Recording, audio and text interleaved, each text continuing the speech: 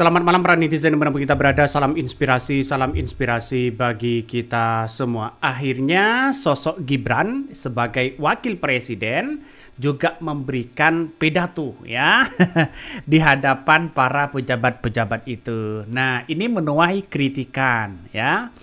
Ada yang mengatakan wah, jangan-jangan Gibran ya membaca. Ada yang mengatakan wah, jangan-jangan apa yang kemudian disampaikan sosok Gibran ini tidak kena substansinya. Ini menuai kritikan luar biasa. Ini di komen FT TikTok 58% ya pada bangga banget memuji Gibran pidato tanpa teks dan lancar.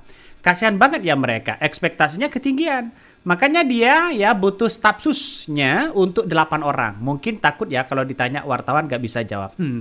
Ini ketika orang yang menyandingkan dengan dengan teks apa yang kemudian ada di depan sosok Gibran, saya ingat ya ketika debat Pilpres begitu.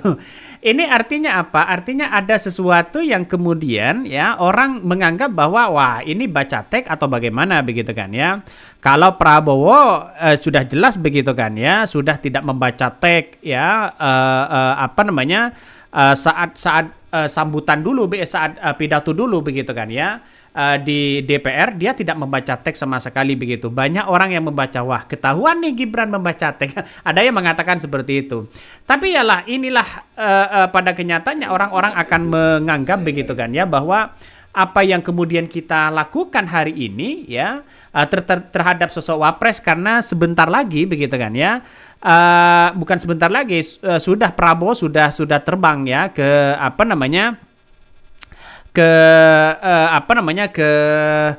luar negeri begitu kan. Banyak yang menduga trending di YouTube ya soal publik bongkar rahasia pidato tanpa teks Gibran Rakabuming Raka. Ada contekan nggak? Ini masih tanda tanya jawab begitu kan ya.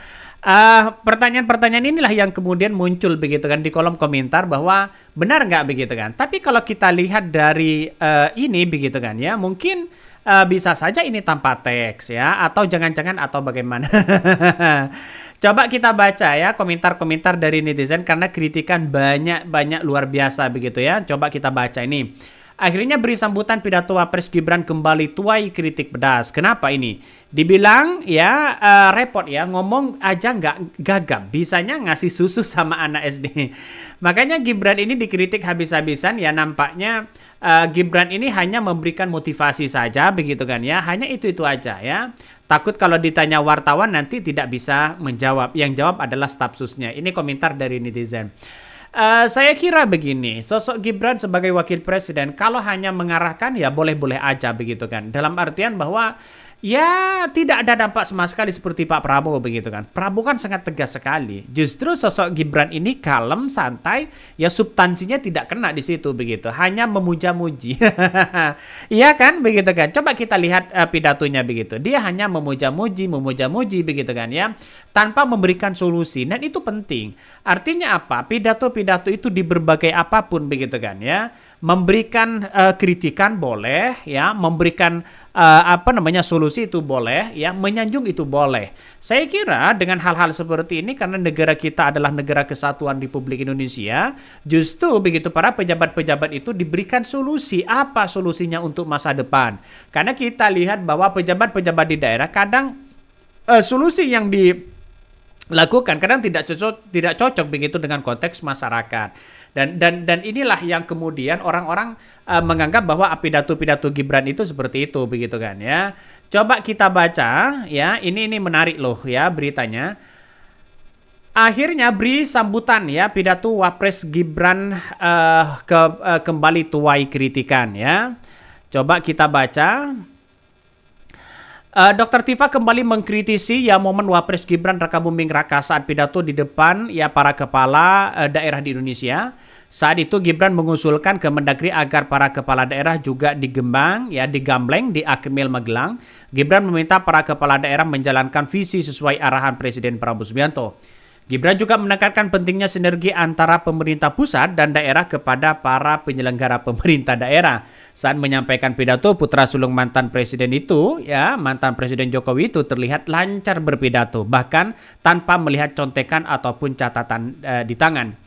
Walaupun tidak ada kertas catatan di tangan, ternyata Gibran masih perlu alat bantu untuk berpidato. Dr. Tifa menyebutkan bahwa Gibran memakai layar teleprompter ya, teleprompter ya. Jadi artinya apa? Artinya ya sama aja walaupun tidak ada contekan begitu kan. Tapi kalau tidak ada layar ya sama aja begitu contekan di situ begitu. Dan inilah ramai diperbincangkan dan bahkan ya di YouTube menjadi trending ya. Sampai 1 juta kalau nggak salah begitu kan ya, 1 juta penonton. Saya kira hal-hal kayak beginian begitu kan ya, orang akan menganggap bahwa ya biasa-biasa aja pidato-pidato sosok seorang Gibran begitu, dalam artian bahwa ya tidak ada substansi yang kemudian mereka berikan secara solusi. Artinya substansi kena, solusi kena begitu kan. Seperti Pak Prabowo berpidato, mereka akan mengancam kepala daerah yang kemudian yang ingin tidak beres. Misalnya ada korupsi, ada ini, ada itu begitu kan. Lalu kemudian diberikan solusi. Ini saya kira bagus untuk dilakukan oleh sosok Prabowo. Tapi saya kira Gibran ini masih agak canggung begitu kan ya untuk kita melihat bagaimana pidato-pidato sosok Gibran. Nampaknya agak gugup lah ya, agak gugup lah sedikit untuk melihat karena yang kita hadapi itu adalah pejabat publik di situ. Yang sudah berpengalaman yang sangat luar biasa dan bahkan dari pejabat-pejabat publik yang datang di situ nampaknya ya itu aja mereka begitu kan, tidak seheboh apa yang kemudian disampaikan oleh seorang Prabowo begitu ya, karena kita sebagai wakil presiden mau bagaimana lagi, kita harus hormati sebagai seorang pemimpin, itu satu begitu kan ya, tapi mau bagaimana lagi begitu, pejabat publik kan juga takut. Ini saya kira ini banyak kritikan soal-soal kayak begituan ya, coba kita baca. Walau kita tidak ada kertas contekan ya, ternyata Gibran masih perlu alat bantu untuk berpidato. Dr. Tifa menyebutkan Gibran memakai layar teleprompter. Teleprompter membantu yang berbicara untuk tetap melakukan kontak mata dengan audiens saat membaca teks yang perlu disampaikan. Bukan hanya soal teks, pidato Gibran meminta semua kepala daerah menyamakan visi dan misi presiden dinilai telah menyalahi undang-undang otonomi daerah. Ya, gemes lihat Gibran ngomong, isinya kosong, bisa didebat semua. Mulai dari yang ada cuma visi dan misi presiden, halo apa kabar?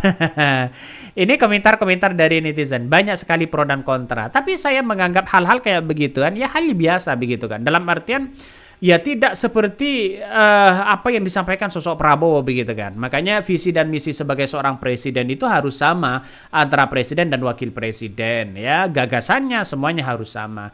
Kalau toh pada hakikatnya kita tahu bahwa hal-hal kayak begituan ya, maka orang akan menganggap hal-hal yang biasa begitu, dalam artian bahwa kalau soal pidato begitu kan ya, itu bisa baca teks, bisa apapun, tapi sosok Prabowo berjam-jam tanpa teks dan tanpa apapun. Sosok Prabowo itu lebih melihat bahwa bagaimana kepala daerah itu bekerja keras semaksimal mungkin, bukan menyanjung, bukan ini, bukan itu.